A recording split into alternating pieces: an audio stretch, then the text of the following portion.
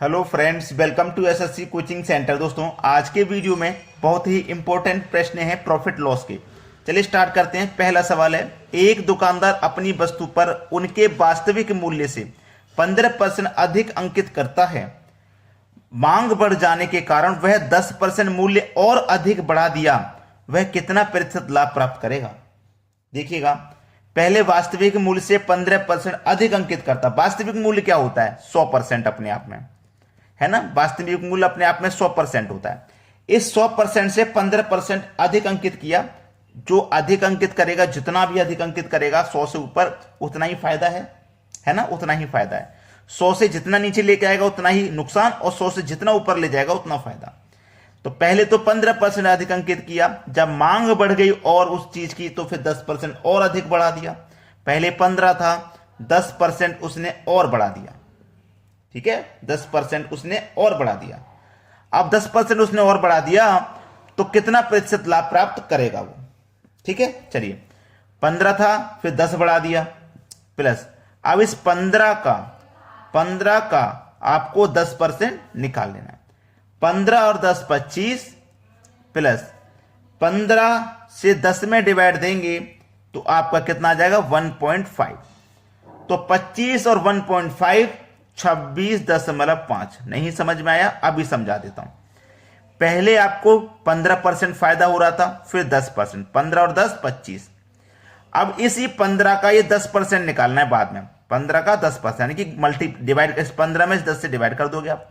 Of का मतलब, अब डिवाइड कर दोगे जैसे ही आपको 10 से 15 में डिवाइड 1.5 बार में जाएगा, तो 26.5 आपका बिल्कुल सही जवाब है, डी ऑप्शन।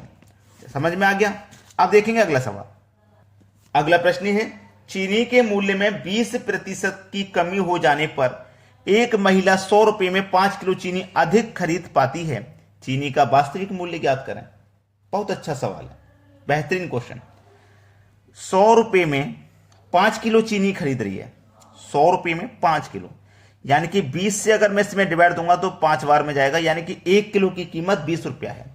ठीक है, 20% की कमी हो गई, 1 किलो की कीमत 20 रुपया है, हमें यह पता चल गया। 1 किलो की कीमत 20 रुपया, और 20% की फ्रैक्शन वैल्यू क्या होती है? 1/5 होती है। 1/5 ही तो होती है। तो यहां पे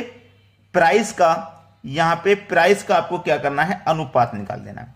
5 अनुपात 5 में से 1 का नुकसान है ना, तो 4। ठीक है, 5/4। अब यहां पे चीनी का वास्तविक मूल्य, मतलब पहले वाला मूल्य क्या था वो पता करना है। पहले वाला मूल्य, ठीक है। अब पहले वाला मूल्य पता करना, तो प्राइस का जस्ट उल्टा हो जाएगा, क्वांटिटी। ठीक है, यानी कि 4/5 ये हो जाएगा। अब 4 की वैल्यू कितनी है? 20। ठीक है, 4 से 5 हो गया, कितना बढ़ गया अनुपात में? 1। भाई 4 से 5 हो गया, अनुपात में कितना बढ़ गया? 1। तो 1 की वैल्यू कितनी है भैया? 5। 1 की वैल्यू कितनी है? 5। जब 1 की वैल्यू 5, तो 5 की वैल्यू 25। 1 की वैल्यू 5, तो 5 की वैल्यू 25। अब कुछ भी पूछे वो आप निकाल दोगे। उसने बोला कि 100 रुपए में 5 किलो चीनी अधिक खरीद पाती है, चीनी का वास्तविक मूल्य ज्ञात करें। तो वास्तविक मूल्य था, वास्तविक मूल्य, ये प्राइस का हमने मूल्य निकाला 5/4, इसका जस्ट अपोजिट 4/5। तो वास्तविक मूल्य जो था हमारे पास वो था 5/4, मतलब पहले का 5 था, बाद का 4 था। पहले ज्यादा था, जब कम हो गया तभी तो हम अधिक चीनी खरीद पा रहे हैं। पहले ज्यादा था, बाद में मूल्य कम हो गया, जब कम हो गया तभी हम अधिक चीनी खरीद पा रहे हैं। तो वास्तविक मूल्य पहले का मूल्य 5 था। यह आपका सही जवाब है। अब देखेंगे अगला सवाल। अगला प्रश्न है, चाय के विक्रय मूल्य में 20% की वृद्धि हो गई। 20% का फायदा हुआ इसका मतलब। तो 20% की फ्रैक्शन वैल्यू 1/5। नीचे वाली वैल्यू कॉस्ट प्राइस 5 रुपए पे 1 रुपए का प्रॉफिट। तो 5 की चीज को 6 में बेचेंगे तभी तो 1 का प्रॉफिट है। ठीक है, 6 रुपए में बेचना मतलब 6 रुपए आपका सेलिंग प्राइस हो गया। अब प्राइस का अनुपात निकालेंगे बिल्कुल पहले के जैसे, तो 5/6 हो जाएगा। 5/6। पहले हानि था पिछले क्वेश्चन, तो 5 को 1 घटा के लिखा था। अब प्रॉफिट है तो 5 में 1 जोड़ के लिखेंगे। ठीक है, अब देखो सीधा सीधा सवाल है, यहां पे क्वांटिटी का जस्ट प्राइस का जस्ट क्वांटिटी हो जाएगा, यानी कि 6/5 हो जाएगा। पहले 6 था, बाद में 5 हो गया, 1 कम हो गया, कितने पे? 6 पे। और प्रतिशत में पूछा है तो 100 से मल्टीप्लाई कर देंगे आप। कटा दो 6 से, 6 एक कम 6, 4 बचेगा 40, 6 छिंग 36, 4 बचेगा, 4 ऊपर नीचे 6। अब इसे कटाएंगे, 2 दूनी का 4, 2 त्रिक का 6, तो 16.2/3, 16.2/3% देख लीजिए किस ऑप्शन में, सी ऑप्शन में। ये बिल्कुल सही जवाब हो जाएगा। अब अगला क्वेश्चन देखेंगे। अगला प्रश्न है, चीनी का मूल्य 20% घटाया और खपत में 30% बढ़ाया गया, तो नए व्यय में पुराने व्यय के बीच का अनुपात। ठीक है, पहले 20% घटाया, फिर 30% बढ़ाया। ठीक है, पहले 20% घटाया, फिर 30% बढ़ाया। अब हम क्या करेंगे, इस -20 का मल्टीप्लाई कर देंगे 30% में। ठीक है, ये आपका आंसर आ जाएगा। तो इस -20 का मैं 30% निकाल लूं, यहीं पे निकाल लूं। -20 का 30%, परसेंट का मतलब बटे में 100, 2 जीरो से 2 जीरो कट गए, 2 त्रिक का 6 आ गया। कितना आ गया भैया, 6 आ गया यहाँ पे। अब इसको हम सॉल्व कर सकते हैं। -20 प्लस 30, प्लस के 30 में से माइनस का 20 कट जाएगा तो 10% बचेगा। ठीक है, और ये क्या है आपके पास, माइनस का 6। इसका पूरे का वैल्यू कितना है, माइनस का 6, तो हम यहाँ पे माइनस का 6% लिख सकते हैं। तो 10% में से माइनस का 6% जाएगा तो बचेगा कितना भैया, 4%।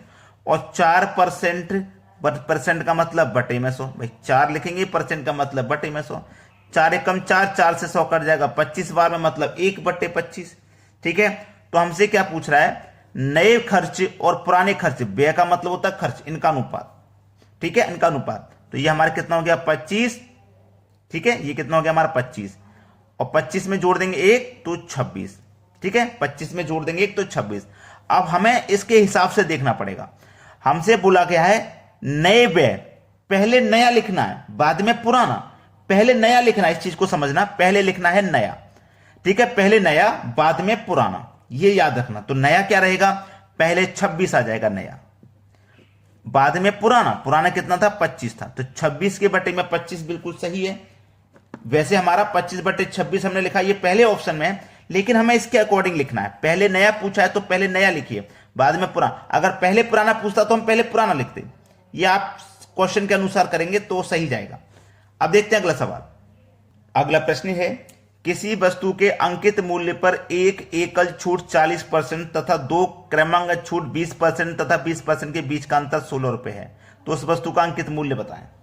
देखिए, यहां पे हमारे पास 40% की छूट है, एकल छूट 40% है, और ये क्या है, 20% तथा 20% के बीच का अंतर 16 है। चलिए, 20% की छूट, दूसरी भी हमारे पास 20% की छूट। अब क्या करेंगे, इस 20 का ऑफ निकाल लेंगे 20 से, तो 20 और 20 40 माइनस। अब 20 और 20 का जब हम ऑफ निकालेंगे तो इस 20 का 20% में निकालूं, 20 का 20%, परसेंट का मतलब बटे में 100, 2 जीरो से 2 गए, 2 दूनी का 4, 4 निकल के आएगा। तो इस पूरे की वैल्यू 4, तो 40 में से माइनस कर देंगे 4, तो आंसर आ जाएगा 36। 36 आ गया ना, आंसर आ गया 36। ठीक है, 36। अब क्या करोगे, हमारे पास एकल छूट दोनों को मिलाकर के 40 थी, इस 40 में से इस 36 को आप माइनस करोगे। इस 40 में से हमने 4 को माइनस किया, अब इस 40 में से 36 को माइनस करेंगे तो 4 आ जाएगा।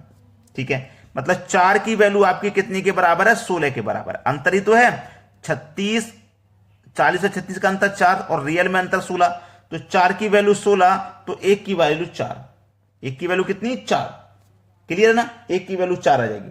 अब उसने पूछा है उस वस्तु का अंकित मूल्य बताएं, अंकित मूल्य। ठीक है, तो कैसे बताना है मैं आपको बताता हूं। चलिए, 4 की वैल्यू 16 है ना, 4 की वैल्यू 16 है, 4 की वैल्यू 16 है, आपको 100% का मान बताना है। तो इस 16 में इस 4 से डिवाइड कर दो, 100% का मान निकालने के लिए 100 से मल्टीप्लाई कर दो। 4 चौके 16, 16 का 4 का मल्टीप्लाई 100 से कर दो, 400। ये आपके सवाल का बिल्कुल सही जवाब हो जाएगा, 400 रुपए। सी ऑप्शन बिल्कुल सही जवाब। अब देखते हैं अगला प्रश्न। अगला प्रश्न है, क्रमांक छूट 10%, 20% के समतुल्य एकल छूट है। अब ये जो प्रश्न है मैं आपको होमवर्क के लिए दे रहा हूं, आप इस सवाल का आंसर घर से करके बताएं क्या आएगा। ठीक है दोस्तों, आज के वीडियो में इतना ही। अगर आपने वीडियो को अभी तक लाइक नहीं किया तो लाइक कर दें, और शेयर नहीं किया तो शेयर कर दें। ठीक है दोस्तों, धन्यवाद।